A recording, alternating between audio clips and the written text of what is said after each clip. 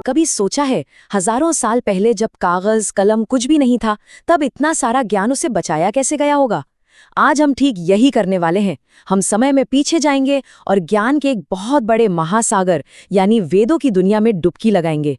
और ये सिर्फ कुछ पुरानी किताबें नहीं हैं, समझ लीजिए ये एक पूरी सभ्यता की आत्मा है। जरा इस बात पर सोचते हैं। कल्पना कीजिए, एक किताब नहीं, दो नहीं, बल्कि एक पूरा का पूरा पुस्तकालय, जिससे पीढ़ियों तक सिर्फ याद करके एक दिमाग से दूसरे दिमाग में ट्रांसफर किया गया। सोचिए ये कितना मुश्किल, कितना इनक्रेडिबल रहा होगा। बस यही एक बात वेदों की कहानी को दुनिया के किसी भी ग्रंथ से बिल्कुल अलग, एकदम असाधारण बना देती है। और देखिए, इस पूरी कहानी के दिल में है सिर्फ एक शब्द, वेद। ये शब्द संस्कृत के विद धातु से निकला है, जिसका बहुत सीधा सा मतलब है जानना। तो वेद का मतलब ही हुआ ज्ञान या नॉलेज। और ये ज्ञान की प्यास, ये जानने की इच्छा, ये हजारों साल पहले भी थी और आज भी हम सबके अंदर है ना? तो चलिए अब सीधे मुद्दे पर आते हैं। आखिर ये वेद हैं क्या? देखिए, अगर बिल्कुल आसान शब्दों में कहें तो ये प्राचीन भारत के वो ग्रंथ हैं जिन्हें हिंदू धर्म की नींव माना जाता है। ये संस्कृत साहित्य की, आप कह सकते हैं, सबसे पहली और सबसे गहरी परत हैं। एक और बात, इन्हें श्रुति कहा जाता है। श्रुति मतलब जो सुना गया। मान्यता यह है कि इन्हें किसी इंसान ने लिखा नहीं, बल्कि प्राचीन ऋषियों ने गहरे ध्यान में उतरकर ब्रह्मांड की ध्वनियों को सीधे सुना था। और यही बात इन्हें स्मृति ग्रंथों से, मतलब जो याद किया गया, जैसे कि रामायण या महाभारत, उनसे बिल्कुल अलग और एक डिवाइन स्टेटस देती है। तो सवाल ये उठता है कि ये इतना बड़ा पुस्तकालय आखिर दिखता कैसा है?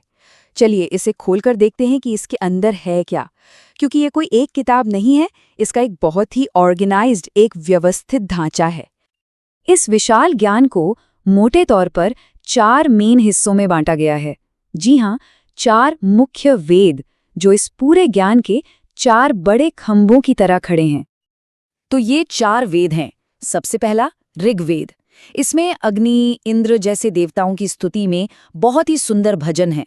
फिर आता है यजुर्वेद, जो एक तरह से यज्ञ और अनुष्ठानों के लिए एक हाउ टू गाइड है। इसके बाद है सामवेद। इसमें ऋग्वेद के ही भजनों को संगीत में ढाला गया है, जिन्हें यज्ञ के समय गाया जाता था। और आखिर में है अथर्ववेद, जो हमारी रोजमर्रा की जिंदगी से ज्यादा जुड़ा है।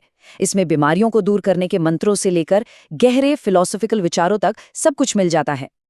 लेकिन रुकिए, बात यहीं खत्म नहीं होती। कहानी और भी गहरी है। हर एक वेद के अंदर भी 4 लेयर्स होती हैं। इसे समझने के लिए जरा इस पेड़ की एनालॉजी को देखिए। सबसे नीचे है जड़ें, ये है संहिता यानी ओरिजिनल मंत्र। फिर आता है तना, ये है ब्राह्मण ग्रंथ, जो इन मंत्रों और यज्ञों को करने का तरीका समझाते हैं। इसके बाद है शाखाएं यानी आरण्यक, ये इन यज्ञों के पीछे जो गहरे सिंबॉलिक मतलब छिपे हैं उन पर बात करते हैं। और सबसे ऊपर इस पेड़ का फल, वो है उपनिषद, जिनमें परम ज्ञान और स्पिरिचुअलिटी की बातें हैं। है ना कमाल का स्ट्रक्चर? तो सवाल ये है कि इतने सारे ज्ञान का आखिर मकसद क्या है? वेदों में ज्ञान तक पहुंचने के 2 मुख्य रास्ते दिखाई देते हैं। एक रास्ता है जो बाहर की दुनिया की तरफ जाता है, और दूसरा रास्ता अंदर की दुनिया की तरफ। पहला रास्ता है कर्मकांड यानी कर्म का मार्ग। ये ज्यादातर संहिताओं और ब्राह्मण ग्रंथों में मिलता है। इसका फोकस रिचुअल्स और यज्ञों पर है, जैसे अच्छी फसल के लिए प्रार्थना करना या कोई अनुष्ठान करना। और दूसरा रास्ता है ज्ञान कांड यानी ज्ञान का मार्ग। ये आपको मिलेगा आरण्यक और उपनिषदों में। इसका फोकस है सेल्फ नॉलेज, ये सवाल पूछना कि मैं कौन हूं, इस ब्रह्मांड से मेरा क्या रिश्ता है। तो एक रास्ता है कर्म का और दूसरा है ज्ञान का। लेकिन वेद सिर्फ बड़े बड़े दर्शन और कॉम्प्लिकेटेड अनुष्ठानों के बारे में ही नहीं है, वो इस बारे में भी है कि एक अच्छा, मीनिंगफुल और एथिकल जीवन कैसे जिया जाए। चलिए उनकी 3 ऐसी कोर टीचिंग्स को देखते हैं जो आज भी, हजारों साल बाद भी उतनी ही रेलेवेंट लगती हैं। पहली शिक्षा सुनने में थोड़ी पैराडॉक्सिकल लग सकती है, त्याग से आनंद लो। अब इसका मतलब ये नहीं है कि सब कुछ छोड़ छाड़ दो, नहीं। इसका मतलब है चीजों से जुड़ो मत, उनसे अपनी पहचान मत बनाओ। ये कुछ आज के मिनिमलिज्म और मटीरियलिज्म की जो बहस है वैसा ही है। मतलब चीजों का इस्तेमाल करो पर उनके गुलाम मत बनो। यजुर्वेद का ये श्लोक देखिए, कितनी खूबसूरती से इस बात को समझाता है। कि जीवन में जो अच्छी चीजें हैं उनका आनंद लो, उन्हें ईश्वर का दिया हुआ एक गिफ्ट समझो, पर किसी और की चीज का लालच मत करो, उस पर नजर मत रखो। ये कंटेंटमेंट और ग्रैटिट्यूड का कितना पावरफुल मैसेज है। दूसरी बड़ी सीख है, कर्म से भागना नहीं है बल्कि पर्पसफुल एक्शन करना है। वेदों का संदेश आलस का नहीं है बल्कि एक एक्टिव, एनर्जेटिक जिंदगी जीने का है। असली सवाल ये नहीं है कि काम करें या ना करें, असली सवाल ये है कि हम जो भी काम कर रहे हैं उसका मकसद क्या है।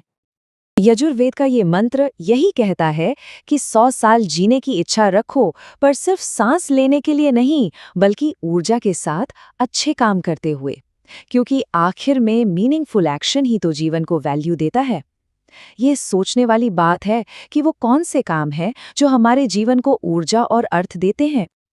और तीसरी सीख उन बेसिक वैल्यूज के बारे में है जो किसी भी अच्छे समाज का, आप कह सकते हैं, ऑपरेटिंग सिस्टम होते हैं।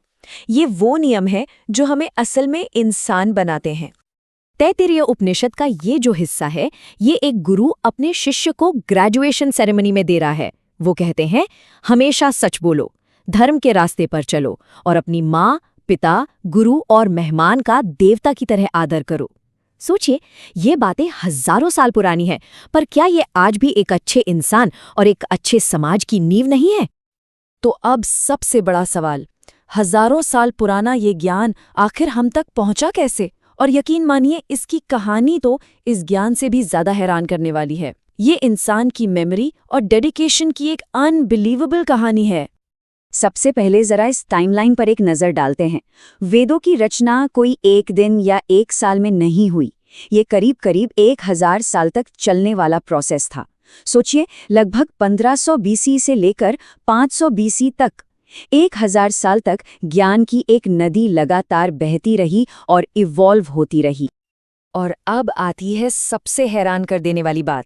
इस पूरे 1000 साल के दौरान और उसके बाद भी कई 100 सालों तक इन्हें लिखा नहीं गया। इन्हें परफेक्ट एक्यूरेसी के साथ एक भी शब्द इधर उधर किए बिना सिर्फ बोलकर, सुनकर पीढ़ी दर पीढ़ी आगे बढ़ाया गया।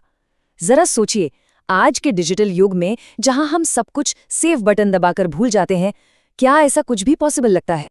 तो ये चमत्कार हुआ कैसे? इसके लिए ऐसी जबरदस्त मेमोराइजेशन टेक्निक्स बनाई गईं जो किसी सुपर कंप्यूटर को भी हैरान कर देंगी। जैसे कि जटापाठ। इसमें शब्दों को ऐसे बोला जाता था, शब्द 1-2, फिर 2-1, फिर वापस 1-2। इसी तरह हर साउंड के लिए सिर हिलाने का एक खास पैटर्न और हाथ की एक खास मुद्रा होती थी। ये एक तरह का मल्टी सेंसरी सिस्टम था जिसने हजारों सालों तक इस ज्ञान को लॉक करके रखा, बिल्कुल सेफ। और ये सब हमें हमारे आखिरी सवाल पर लाकर छोड़ देता है। त्याग के साथ आनंद लेना, पर्पसफुल एक्शन करना और सत्य और सम्मान जैसे मूल्यों को अपने जिंदगी में उतारना। ये सोचने वाली बात है कि क्या ये 3500 साल पुराने विचार आज की हमारी इस फास्ट पेस्ड, कॉम्प्लिकेटेड जिंदगी में कोई रास्ता दिखा सकते हैं? शायद जवाब इन्हीं में कहीं छुपा हो।